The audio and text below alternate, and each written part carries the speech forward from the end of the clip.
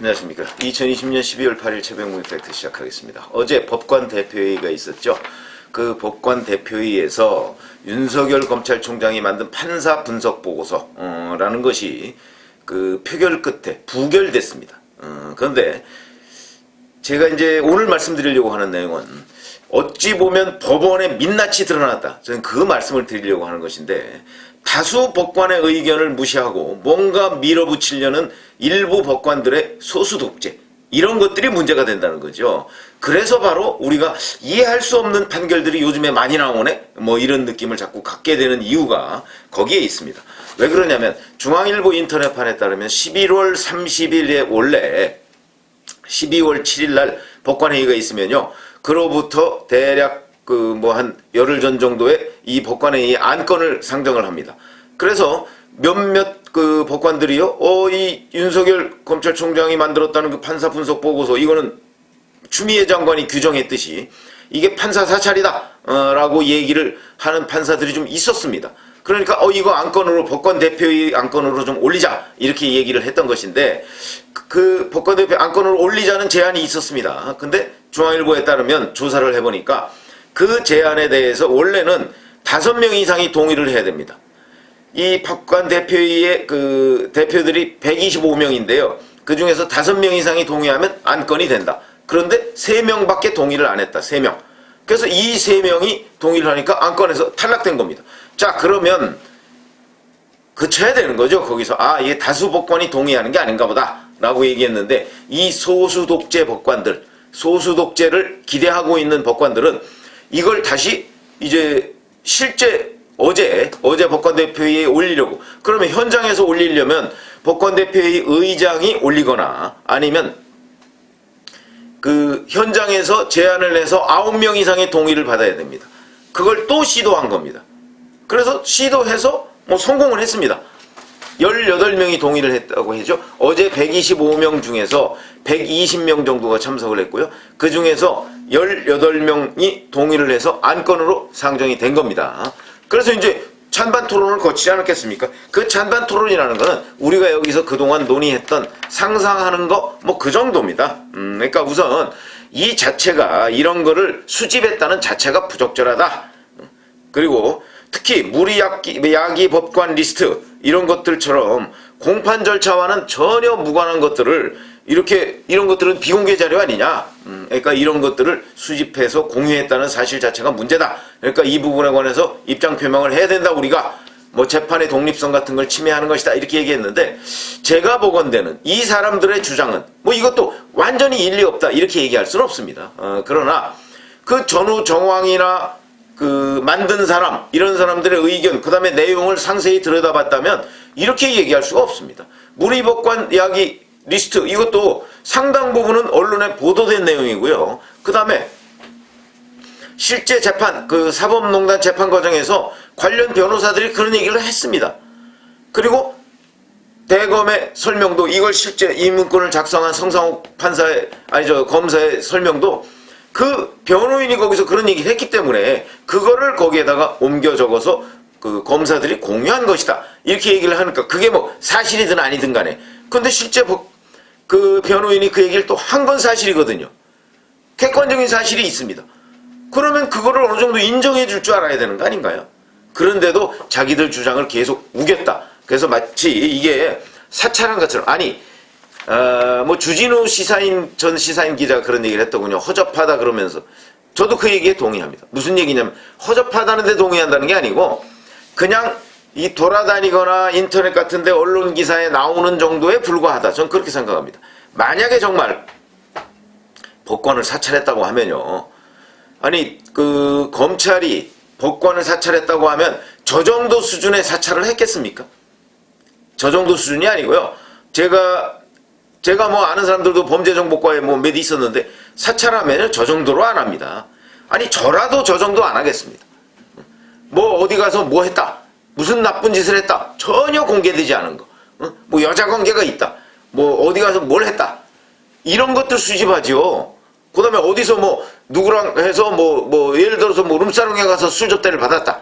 요새 검사 술 접대, 오늘 한 명 기소한다, 이런 얘기가 있던데, 여튼 그런 식의 걸 자료를 수집하는 게 정말 사찰이죠.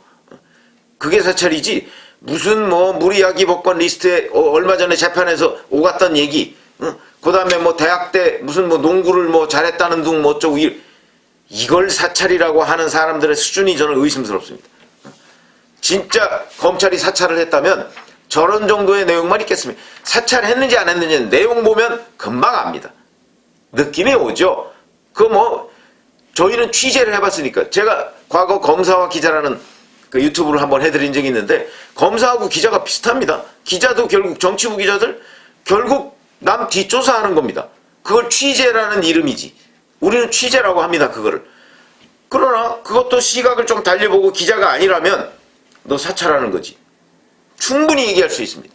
왜냐하면 이 사람이 어디 가서 무슨 얘기를 하고 무슨 행동을 하고 하는 것을 이 사람 저 사람한테 묻고 다니는 게 정치부 기자의 일이거든요.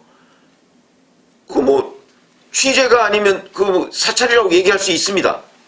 그러나 우리는 취재라고 얘기하고 우리 사회의 공감대가 그걸 취재라고 인정을 해주는 거 아니겠습니까? 그렇듯이 검사가 정말 판사들의 사찰을 했다면 저 정도 얘기를 그 뭐 시중에 돌아다니는 정도가 아니고 정말 중요한 범죄 정보들을 사찰해서 그 사람한테 그걸 딱 들이댔을 때 판사들이 꼼짝 못하는 일, 이걸 했을 것이다. 그런 의미에서 제가 주진우 기자가 얘기했던 거하고 비슷한 의견을 갖고 있다. 이렇게 생각을 하는 건데 어쨌든 간에 그런 것이고요. 근데 반대하는 사람들은 자, 윤석열 총장 관련 사건이 지금 서울 행정법원에서 다뤄지고 있고 만약에 우리가 여기서 입장 표명을 하면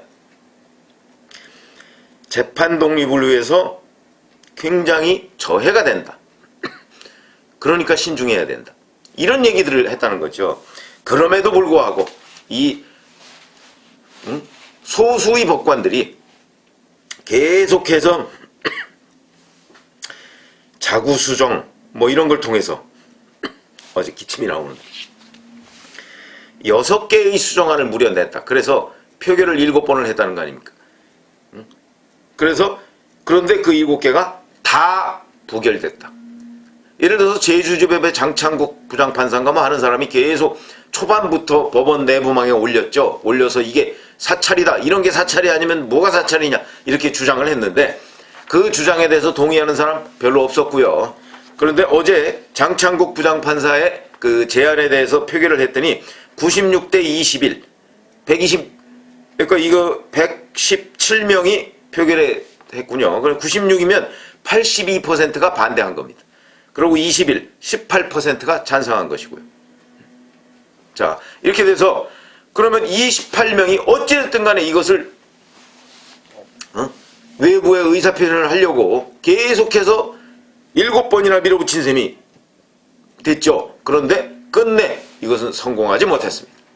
그래서 이 소수 법관들의 이런 정치 성향, 저는 이런 것들이 문제라고 봅니다. 그런데 아직도 우리 법관의 다수는 이렇게 82% 정도가 다수는 그래도 건전한 상식의 수준에서 세상을 바라보고 있다. 저는 이게 굉장히 다행이다. 이렇게 생각을 합니다. 저는 지금까지 우리 법원의 주류가 그 문재인 정부 들어서 역전됐다. 이런 식의 생각을 가지고 있었거든요. 그게 이제 우리법연구회 출신이나 국제인권법연구회 뭐 이런 사람들이 지금 우리 그 법원 사법부에 주류를 형성하면서 참 이상한 판결들이 많이 나온다. 이런 생각을 많이 하고 영장 같은 것도 어떤 때는 제가 보기에 저희도 그래도 법조 취재를 했기 때문에 그 약간의 그 뭐 어떤 형법이나 뭐 이런 부분에 관해서는 보통 사람들보다는 전문 지식이 있지 않겠습니까? 그런데 이 정도면 영장이 발부돼야 되는데 하는 게 기각되고 이거는 영장이 기각돼야 되는데 하는 게 발부되고 이런 식으로 저희 예상이 크게 벗어나는 일들이 꽤 많이 있었습니다. 그러다 보니까 참 요새 법관들은 상식과는 거리가 뭔가 하는 의심을 가지게 되는 경우가 꽤 많았는데 어제 법관 대표회의를 보니까 그런 의혹을 물론 가질 수 있죠. 아직도 이렇게 120명 중에 18명이니까 뭐 대략 한 18% 정도 되는 이 정도의 법관들은 여전히 이게 좀 상식적이지 않다. 근데 이런 건 있습니다. 이 법관 대표회의라는 게 과거 이념적으로 본다면 뭐 진보 뭐 보수 어쩌고 이렇게 저는 그 분류법 싫어한다고 뭐 몇 차례 말씀을 드렸는데, 굳이 이제 그런 걸 따진다면 약간 진보 쪽에 가까운 성향을 띠고 있는 그런 데입니다. 이 법관대표회의라는 게. 아무래도 그럴 수밖에 없죠. 그래서 이제 이 법관대표회의가 소위 법원 내의 이념적 지향성 중에 진보 세력을 좀 과다하게 대표하고 있는 것 아니냐, 이런 비판을 받아온 데인데, 거기가 이제 18%다 이렇게 얘기하면 아마 그냥 짐작컨대는 대략 이런 식의 의견을 가지고 있는 사람들이 전체 법관의 한 15%쯤 되나? 내지는, 그러니까 10 내지 15%쯤 되나? 이렇게 따지면 한 80 내지 90% 정도, 85 내지 90% 정도의 법관들은 그래도 우리와 비슷하게 건전한 상식을 가지고 있다는 데 대해서 안도감을 느끼면서, 그러면서, 자, 그런데 이 문제는 이 소수의 법관들이 지금 이 사람들의 목소리가 늘 과다 표현됩니다. 그러다 보니까 기자들도요, 경향신문이, 제가 한번 소개해드린 적이 있는데, 경향신문이 윤석열 검찰총장 대검에서 만들었다는 이 판사 분석 보고서와 관련해서 처음에는요, 판사들도 각각 다른 소리라는 식으로 첫 번째 보도를 해서 제가 말씀을 드린 적이 있는데, 그 뒤에 보면 판사들이 한 목소리를 내는 것처럼 보도를 했습니다. 그러니까 이게 사찰문건이다 이렇게 한 목소리를 내는 것처럼 보도를 했는데, 자, 지금 보시죠. 그 보도가 얼마나 잘못된 보도였느냐 하는 거 명실상부하게 드러나지 않았습니까? 이렇게 7번이나 했는데 다 대개 8대2 정도로 다 부결됐는데, 그러면 20% 정도도 안 되는 그런 의견을 가지고 경향신문은 제대로 조사도 해보지 않고 판사들 한 목소리 사찰이라고, 이래서 문제가 되는 겁니다. 이래서 기자가 편향이 되면 기사가 편향되고요. 그래서 문제가 되는 겁니다. 그래서 기자는 취재원을 잘 둬야 된다. 저는 늘 그런 얘기를 하는데, 어쨌든 어제 법관대표회의라는 것이 결국은 법원 내에 소수 독재, 이런 위험성을 드러냈다 하는, 저는 그런 관점에서 이걸 평가하고 싶습니다. 어찌됐든 간에 우리의 기대는 그래도 80% 이상이 건전한 상식을 가지고 있는 법관들이 아직도 버티고 있다 하는 측면에서는 기대를 낳고 있다, 이런 말씀을 드립니다. 감사합니다.